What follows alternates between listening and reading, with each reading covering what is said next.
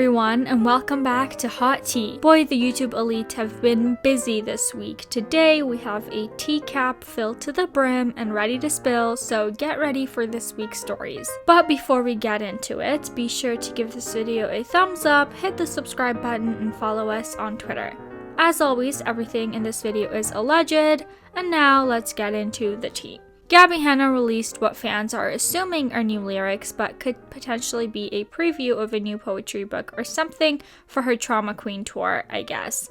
She posted a picture of text to her Instagram stories with no caption before quickly deleted it, but luckily we got a screenshot.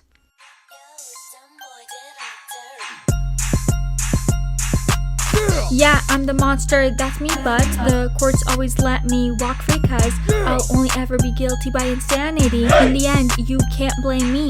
I did it because of my ADHD. My ADHD. My ADHD. My ADHD.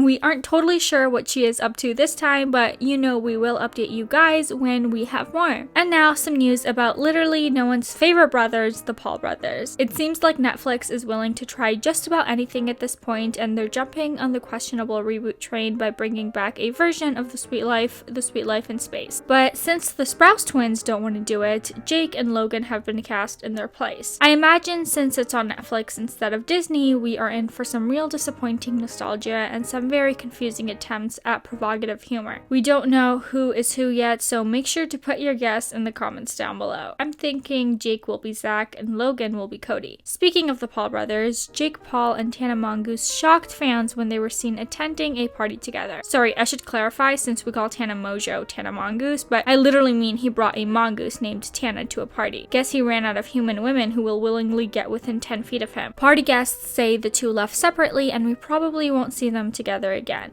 Good for Tana, she can do better.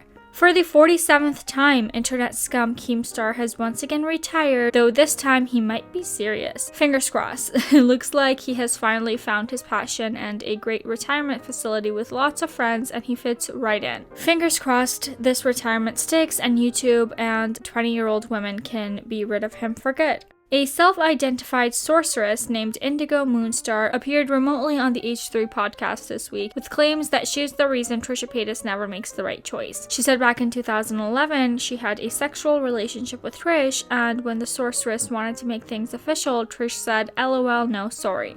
And the sorceress cursed her to always choose the wrong thing to do or say. Indigo Moonstar shared this picture, but I have some doubts about its legitimacy. She said she doesn't regret the curse because Trish has been proven to be a bad person, but then Ethan said not to defend Trish, but is it fair to say that she's been proven a bad person after being cursed to make bad choices? Like, Trish literally couldn't do the right thing, right? Indigo Moonstar said, "Can we go to intermission?" And Ethan said, "No, that's not a thing." And then Indigo Moonstar started chanting something and then burst into tears and ran off set. Ethan said he later got a message that Indigo Moonstar wrote to him in verse and summarized that he thinks that she said she will lift the curse before Trish births a baby. And lastly, this week it was revealed that this whole time it turns out people were right to feel uneasy about Jeffree Star, although not for the reasons that we suspected. Well, not just those reasons.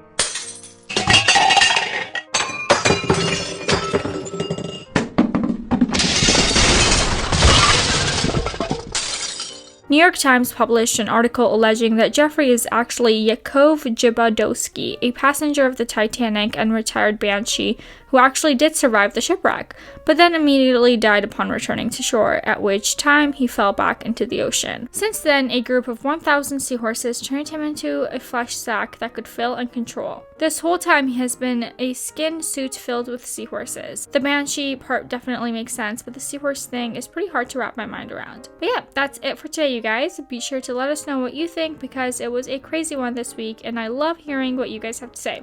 Okay, bye! Oh, and yeah, happy April Fools.